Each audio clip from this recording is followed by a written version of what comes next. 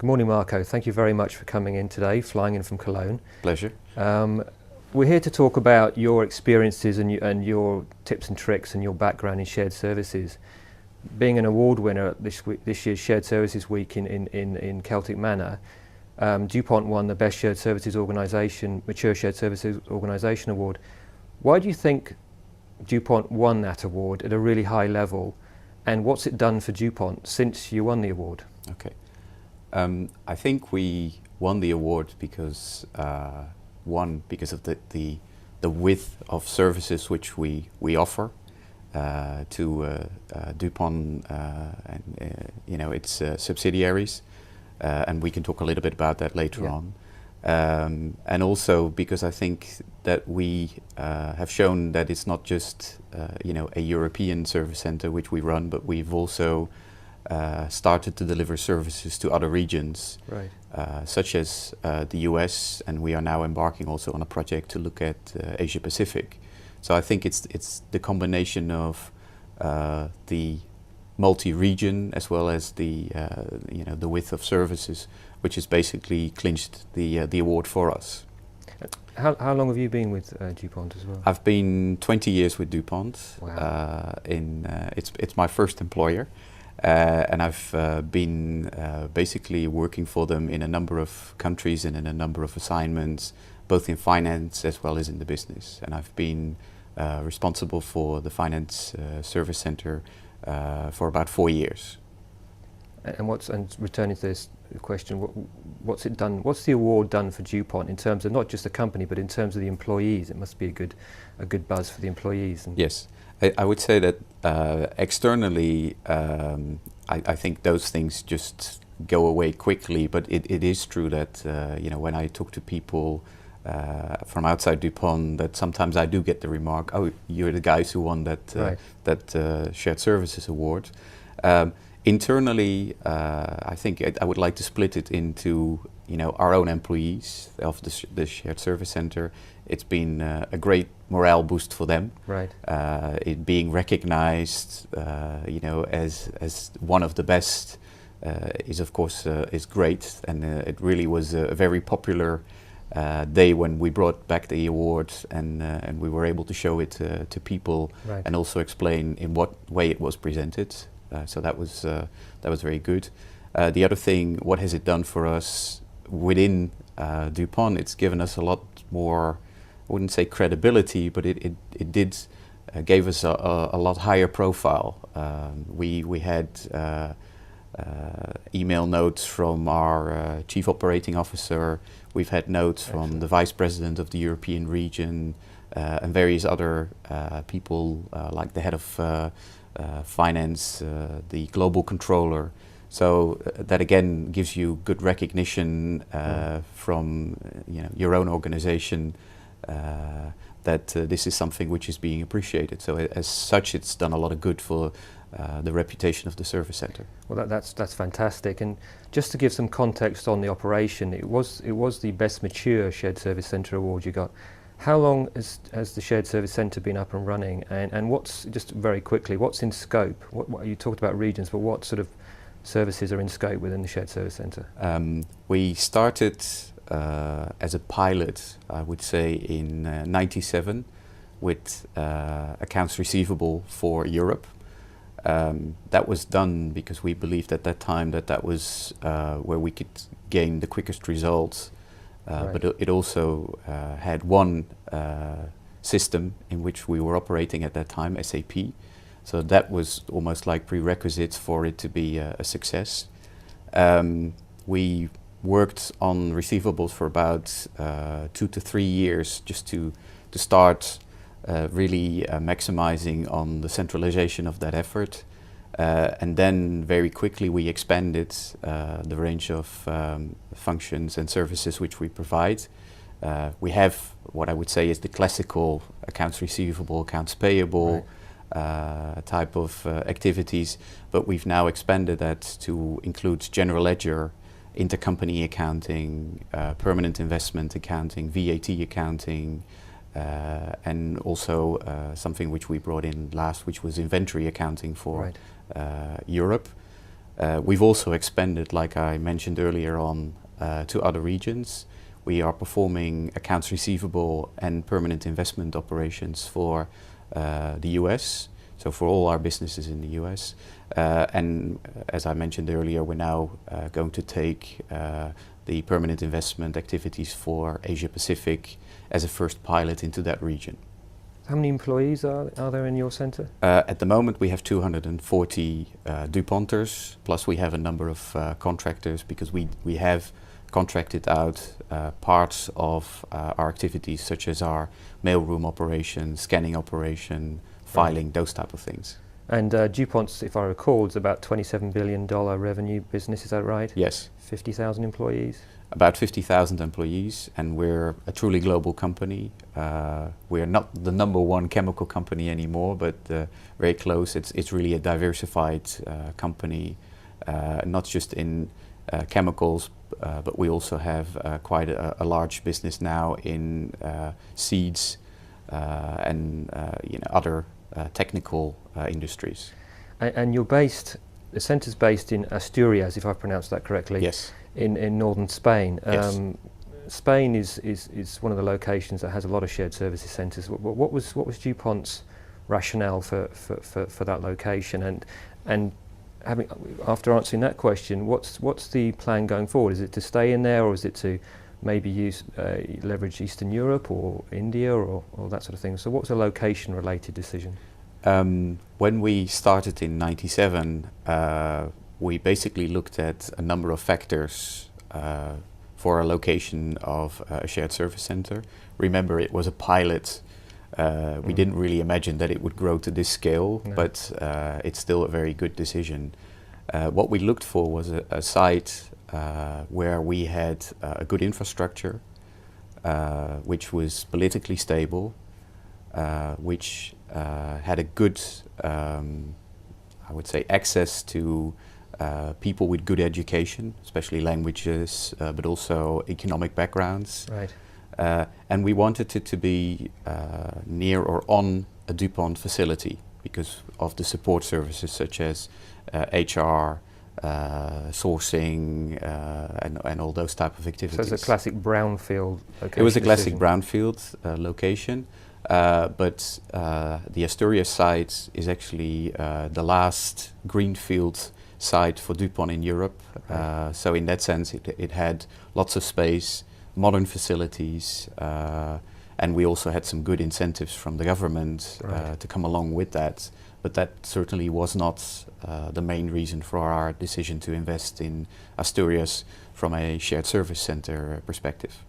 Okay, and in terms of going forward, is it just finance shared services in the location? Or do you have other scope like HR and IT? Yeah, we also have an HR service center there, which is about 100 people, and they basically perform all the HR transactions for Western Europe. Right. And our technological partner CSC also runs a service center there, which is about 100 people. Okay. Are there any plans to leverage the sort of lower cost, the really low, I mean the sort of Indias of the world in terms of not moving the centre necessarily, but extension of services to those locations, or even an outsourcer? Or in fact, that leads to the next question really. Is there any, to what extent do you use BPO or outsourcing, if at all? And if you don't today so much, are there any thoughts about that? Or have the debate on this is internal versus external, outsource versus insource, that sort of discussion. Really my question is, what's your view on that today and going forward for DuPont? Okay, if I answer the question for DuPont is, we've taken the decision to outsource some activities which we do not really see as key with regard to what I would call DuPont content. Right. To a company in Spain. So that's the decision which we've taken for that. For the rest of our operations, outsourcing is not in our scope yet, but it is not something which we couldn't foresee in the near future. Right. Our belief is that there's still a lot of work to do on optimization of our processes. So that's one thing. The other thing is that the feedback we have got from our customers is that they also would like us to play a more active role, extending beyond what we currently do in terms of the processes, We believe that there's room for us as a service center to grow there. But we do not exclude that in time, when the processes become more standardized, that certain parts of our operation could indeed move away from Asturias and into one of those, I would say, cheaper countries with regard to labor. But it would have to be for processes which are truly standardized and where, let's say, the company knowledge is not really needed to that extent. Okay, so actually talking about insourcing versus outsourcing, etc., technology is a big part of that equation. Personally, I've seen a lot of outsourcing operations that have outsourced, not a lot's probably exaggeration, but some outsourcing that's outsourced what I regard as a mess, and before the technology and the processes have been realigned. You clearly are an insourcing operation, so how have you leveraged technology? Because outsourcing actually is an easy decision once you've got the processes and technology in place. But at that point, you can actually stay in-house if you think you're efficient enough. It sounds like DuPont's, that's where you're at. But you mentioned SAP, so how much have you leveraged SAP, and what other technology enablers have you used over and above SAP? Okay, I would say SAP is a powerful tool, but it's like with any tool, you need to really use it and maximize your investment in it. With that, we're still, I would say, learning. Our businesses are on SAP R3, but they are not all in the same boxes, I would say it. That's something which the direction the company is indeed going to, is to put everybody on the same version and in a system which really is, I would say, standardized. So we believe that there's still further efficiencies to be gained there. The rest, what we are looking and trying to use additional tools which help us in our processes, so such as, for example, in our accounts payable process, we've done what I think now most people have, is we've added optical character recognition in our process. You've done that, because that's an interesting... yes. Again, personally, I've talked to a lot of companies that have gone down the OCR route, but have actually stopped because it didn't necessarily work. I know the solution's a lot better, a lot more robust these days. So you've actually done that. We've done that, and I think the key to that is probably be realistic about the capabilities of what the software can do for you. So we've consciously decided not to probably go to the full extent, but first probably split it in 2 phases. So we've done one phase where we are now really comfortable with the software, what it does to us, and we are actually now working on the implementation of a second phase where we are extending the use of the optical character recognition software, and we've also added a separate product in which allows us to have a fully automated workflow within SAP. So this allows us to do automatic bookings of invoices which meet the 3-way match. It also allows us, for those invoices which give us problems, to route them to individuals, but within the use of SAP. So before we had such a tool, but it was a Lotus Notes database, and it sent mails through the email system. I read about that. Was that the exception processing system? So you're actually moving beyond that? We're moving beyond that to a tool which runs through a web server. Wow. So it's one of those examples where we are basically using technology to improve the processes and improve the efficiency of our people. What we want to do is we want to basically focus our people on exceptions rather than just handling invoices, because that's where they need the knowledge. If it is just a standard invoice, it matches the 3-way match. We see that as something which automation can do for us. We don't need our brain power to be working on that. We want our people to be working on those things where they need the company knowledge, the process knowledge, to be able to handle that exception. Actually, that leads me to the sort of next thought of a question is, in terms of the classic question in this, why do you do shared services? I mean, actually, I'll ask you, why has DuPont done shared? What have you tried to achieve from shared services? What are the drivers? it's key. I think that one of the things which everybody will of course say is because it's cheaper. Yes, it has certainly given us some economical advantages, but I think what is more, it's given us standardization and process simplification opportunities. Also something which I think is very important, which we've gained, and as we are a US company, of course, Sarbanes-Oxley was very important, and it has basically given us a lot of comfort about internal controls in our processes. Right. When we came to do our Sarbanes-Oxley certification, there was not a lot of remediation needed on the activities in the service center because we had them documented. We did have the control points established. So in that sense, there was not a lot of effort required to certify us for Sarbanes-Oxley. Right. And I think that's something which we're now seeing as the direction of DuPont as a company. We recently went to our investors to tell them that we are embarking on a program to cut $1 billion worth out of support processes. Right. And that's all about standardization, simplification, benchmarking and leveraging. So in that sense, I think the experience which we've had with shared service centers is really something which will help us enormously in that process. Absolutely. And I also understand you've used, in terms of the process re-engineering, etc., you've used Six Sigma a fair amount, is that correct? How valuable, because this is another debate that I hear a lot about. So some companies and organisations almost have Six Sigma as a driver for change as opposed to necessarily the shared services leveraging Six Sigma.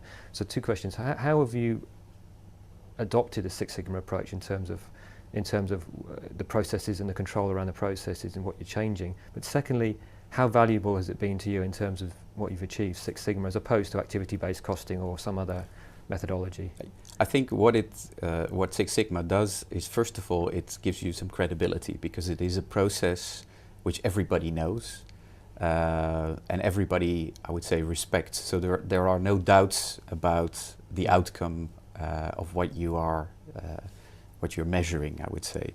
So the first thing, of course, is in shared service centers, you've got lots of data. Right. But it is about how do you present the data, and in such a way that you gain acceptance for the activities which you do and I would say the processes you're trying to improve. So it has helped us enormously in, especially if we had a very difficult process, to basically provide input into what are the real problems and what can be done in the service center, but also what needs to be done in the organization about solving those problems. So it's given us, I would say, tools which nobody questions the credibility from. Right. So I think that's very important. The other thing is that being such a large manufacturing company, it also is a tool which everybody uses. So people are very familiar with it.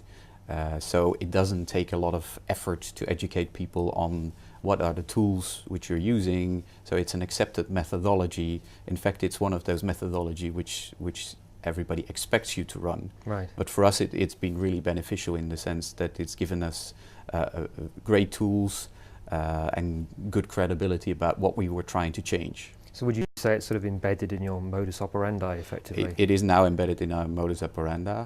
We have, at the moment, 3 black belts in the shared service center, and we have a number of people either certified green belts or qualifying for green belt projects and who are right now in training. So it is something which we expect from a large proportion of our organization to be green belt certified and to have that way of thinking in their everyday work. Actually, that leads me on to a question about people, actually critically important, and the sort of people you have, not only in the shared service centre in terms of the employees, but the leaders of the shared service centre. Yes. So what do you think are some of the attributes of the sort of people you need in the shared service centre, actually at different levels in terms of the the champion, the managers, the leaders, and the staff? What sort of the attributes do you think is best in class, if you want to use that term? I think its key is customer focus. I mean, they have to understand that what they do is supporting processes for the whole DuPont company. So they have to be focused on the customer and the end result, not just being in their isolated little box in Spain. So that's a very important thing. Flexibility, that's a key element as well. Things change, so that's one thing, but also you can all of a sudden have a big problem. We ask our people to solve that problem, and don't work 9 to 5. If you have to work longer, then that's accepted. So we don't pay overtime. It's just embedded in the role which we perform. So I think that's another key thing. And then the third element for us, very important, is continuous improvement. What we ask of our people is to always think, how can they do things better? How can they improve their own little piece of the process? And even if you have maybe a simple task, we always ask our people, think about how you can do those things better, because in the end it helps to improve the process, but it also helps the mindset. It doesn't make people numb. They think about their work, and that keeps them interested in what they're doing.